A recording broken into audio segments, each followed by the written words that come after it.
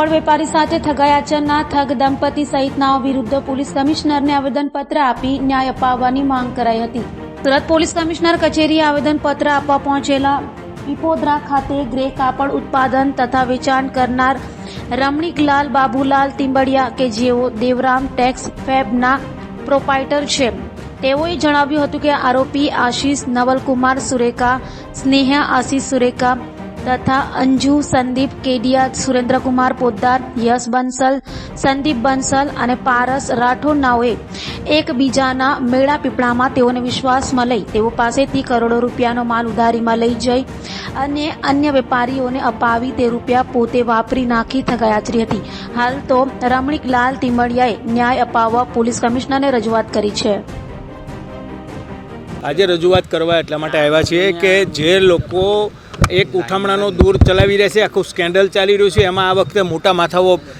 સંડોવાયેલા છે। આગળ અનાસ મોતિયાણી કરીને ગ્લોબલની અંદર એક 20-25 કરોડનું ઉઠામણું કર્યું હતું, ત્યાર પછી જ્યારે સીપી સાહેબે પોતે હેન્ડલ કરીને આ આખા કેસને હેન્ડલ કરેલો અને જેમાં રિકવરી આવે છે 7-8 કરોડની રિકવરી આવી હતી અને બાકીની કાર્યવાહી ઇકોસેલે કરી છે અને આજે એ હજુ પણ એ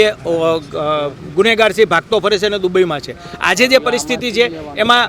મોટા માથાઓ છે જેની પાસે અઢળક મિલકતો છે, આલિશાન ફ્લેટોમાં રહે છે, એવા ભાઈ આશીષ સુરેખા અને સ્નેહા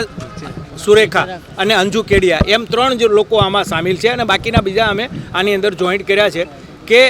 જેની પાસે મિલકત છે છતાં પણ પ્રી પ્લાનિંગથી આટલું મોટું ઉઠામણું કર્યું છે, જેનો ભોગ વિવર્સો બન્યા છે। નિર્દોષ વિવર્સોને ન્યાય માટે અમે સીપી સાહેબને આવ્યા છીએ કે જેમ આગળ પણ હેન્ડલ કર્યું તો એવી રીતે સીપી સાહેબ એના હાથમાં લઈ અને આ કેસને હેન્ડલ કરે તો આવનારા દિવસોની અંદર આ એક વેપારનો તંદુરસ્ત વેપારનો જે માહોલ છે એ ડોળવાનું કામ જે આવા લોકો કરી રહ્યા છે એને કડક હાથે ડામી દેવાય। ઇન્ચાર્જ સીપી એનો કારભાર જેને ભાઈ કારભાર છે એ જ લોકો આમાં કામ કરવાના છે અને હું આશા રાખું છું કે જમીર સાહેબ છે એનો નિકાલ કરશે। Okay, thank you.